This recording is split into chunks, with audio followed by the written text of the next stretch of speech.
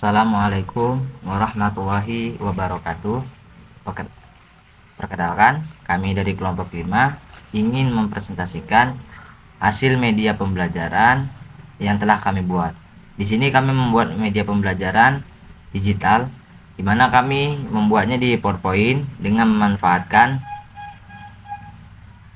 memanfaatkan fitur action dan juga trigger yang ada di PowerPoint. Di sini kami membuat media games dan juga media interaktif di dua materi yang akan kami bawakan, yaitu sistem saraf dan juga sistem panca indera. Kali ini kita membahas terlebih dahulu sistem saraf. Di media yang kami buat ini ada 3 menu. Di sini ada menu games yang gambarnya bintang dan juga ada gambar atau logo garis 3, dimana ini adalah materi yang akan kami sampaikan. Oke, langsung saja. Yang pertama kita buka terlebih dahulu profilnya yang gambar orang ini.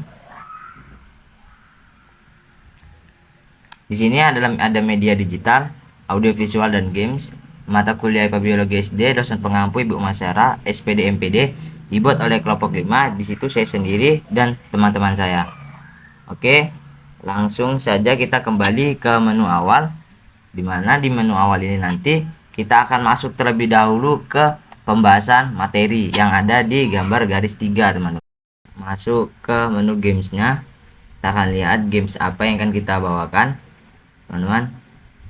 Ini logo bintang ya yang ada gamesnya, dan ini kita bisa memberikan bisa menjadi salah satu pembelajaran yang menyenangkan untuk para siswa atau murid yang akan kita ajarkan gitu, karena pembelajarannya tidak hanya monoton ke pembahasan materi saja, dan ada juga gamesnya dimana nanti kita akan bermain ya teman-teman. Oke, kita akan mulai terlebih dahulu memulai cuplikan video materi tentang sistem saraf yang telah kami buat, karena di sini kami membuat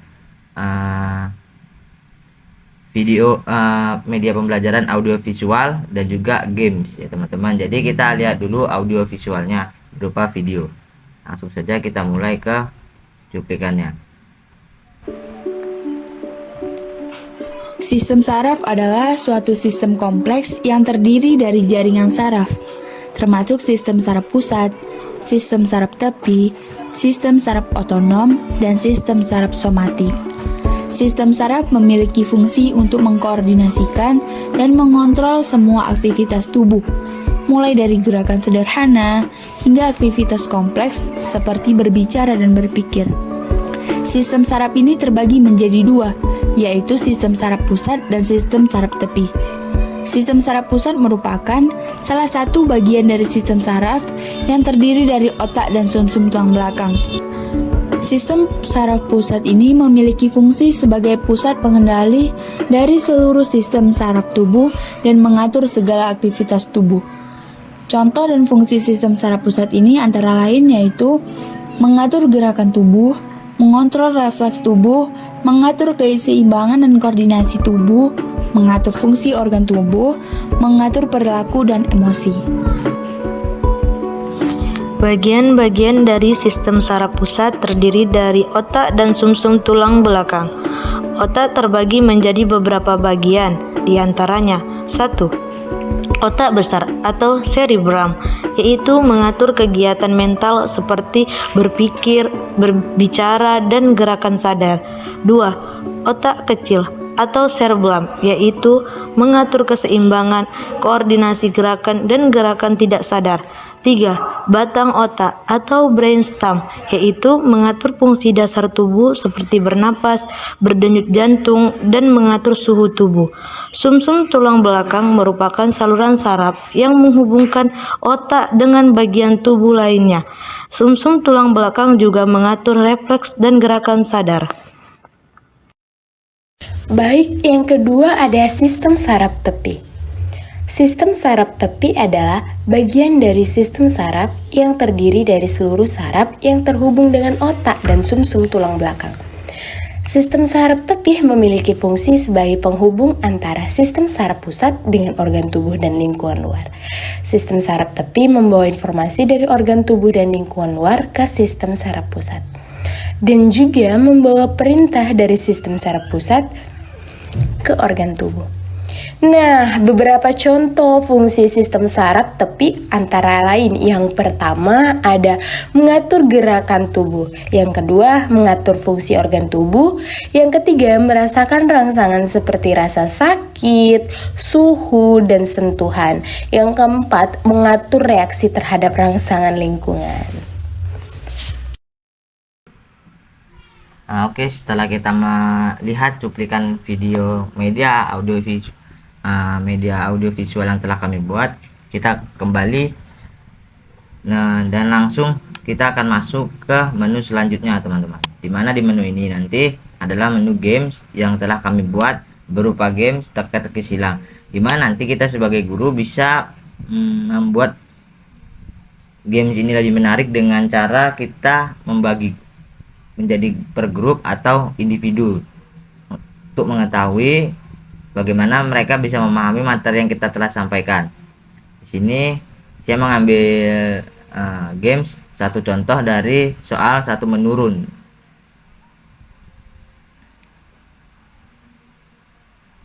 Dimana soalnya adalah ketika melakukan hal yang tidak kita sadari, hal itu dilakukan oleh bagian sistem saraf.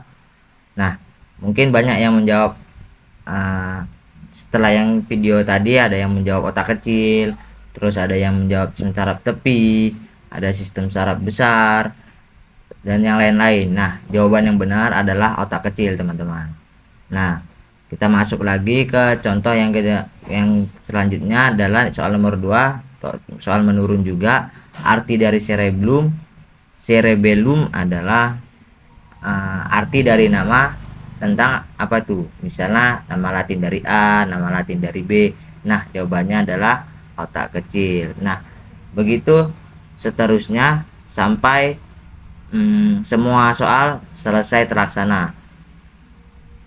Nah, ini adalah bentuk media digital pertama yang kami buat menggunakan sistem dari fitur action dan juga fitur trigger yang ada pada PowerPoint. Mungkin ini saja yang dapat kami presentasikan dari media pembelajaran pertama. Bila ada kesalahan dan kekurangan, saya selaku penyampai materi mohon maaf, karena di sini kami membagi tugas, di mana ada yang membuat video dan saya yang menjelaskan bagaimana format media atau cara mengimplementasikan media yang telah kami buat. Baiklah, itu saja yang dapat saya sampaikan. Wabillahi taufiq walhidayah. Assalamualaikum warahmatullahi wabarakatuh. Terima kasih, teman-teman. Nanti kita akan langsung masuk ke media digital kedua yang kami buat. Terima kasih. Assalamualaikum warahmatullahi wabarakatuh. Oke, kembali lagi bersama kami di video kedua kali ini.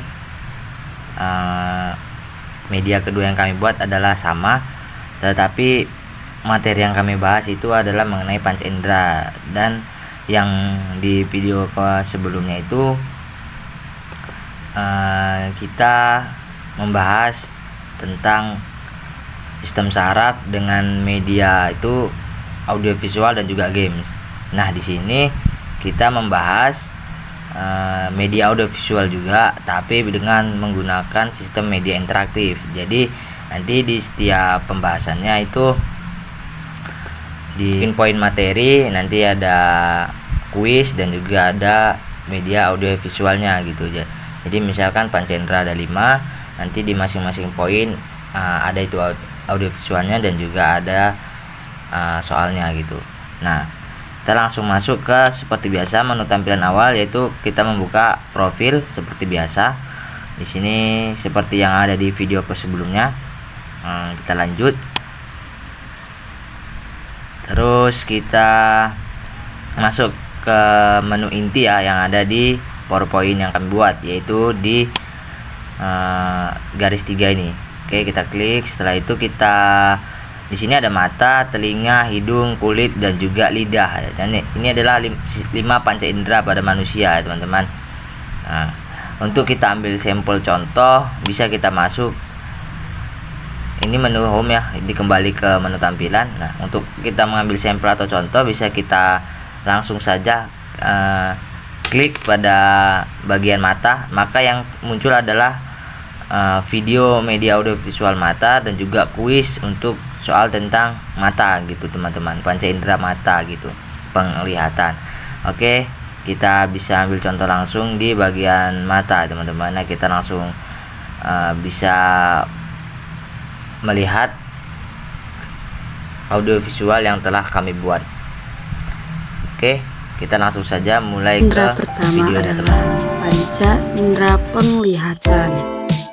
Dapat kita ketahui, fungsi utama mata adalah untuk melihat, tetapi jika dibahas lebih dalam, fungsi mata cukup banyak loh, yaitu memusatkan pandangan pada suatu objek, menyesuaikan cahaya yang akan masuk ke mata, dan dapat juga digunakan sebagai media komunikasi. Dan dalam mata dapat dibagi menjadi 2 bagian, yaitu organ dalam dan organ luar.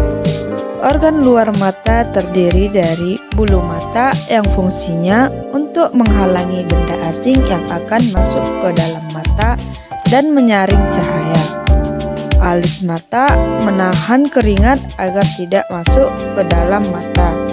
Dan kelopak mata untuk menutupi mata dan melindungi mata. Sedangkan organ dalam mata terdiri dari 1 kornea mata. Kornea mata adalah bagian mata yang terletak di bagian luar bola mata, memiliki fungsi melindungi bagian penting yang ada di dalam bola mata dan memfokuskan bayangan benda yang dipandang oleh retina. 2. Lensa kristal. Lensa kristal adalah bagian mata yang sangat vital. Tugasnya mengatur bayangan benda supaya jatuh tepat di bagian retina yang paling sensitif, yaitu bintik kuning. Yang ketiga, iris mata. Iris mata adalah bagian yang berperan pada kontrol cahaya yang akan masuk ke dalam mata dan sebagai penentu warna dari sebuah mata. 4.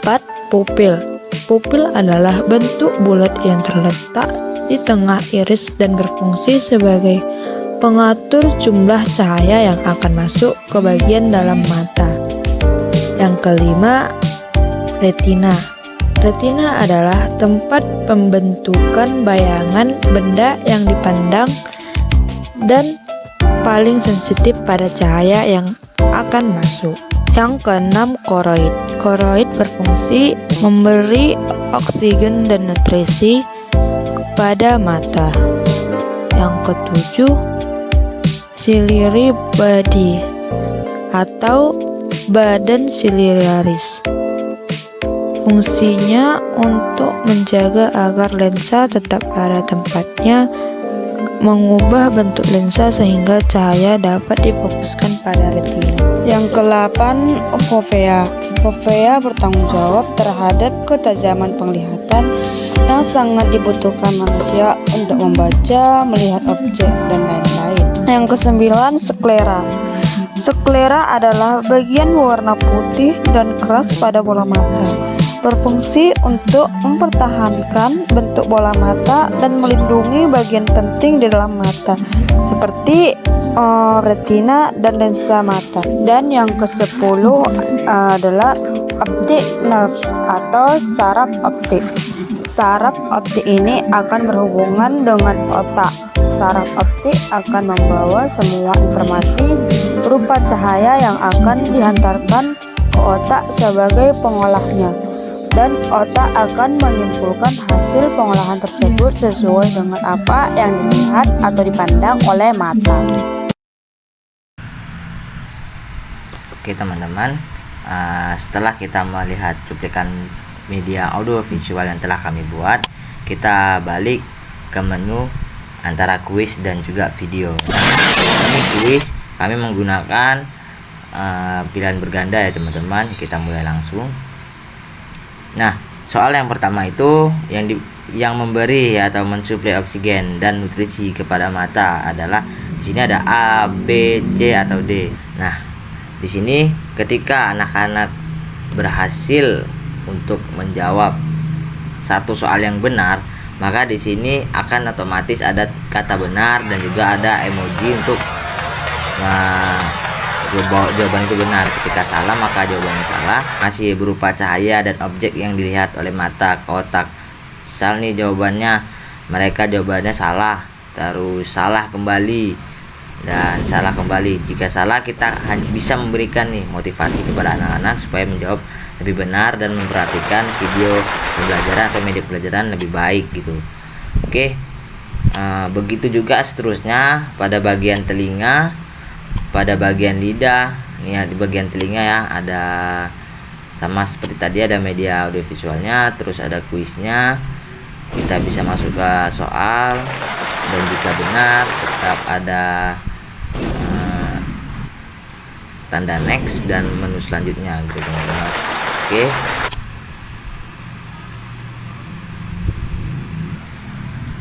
Oke, mungkin cukup sekian penjelasan tentang penggunaan media yang telah kami buat menggunakan PowerPoint dengan memanfaatkan fitur action dan juga trigger yang ada pada PowerPoint. Bila ada kekurangan dan kesalahan kata, saya mohon maaf.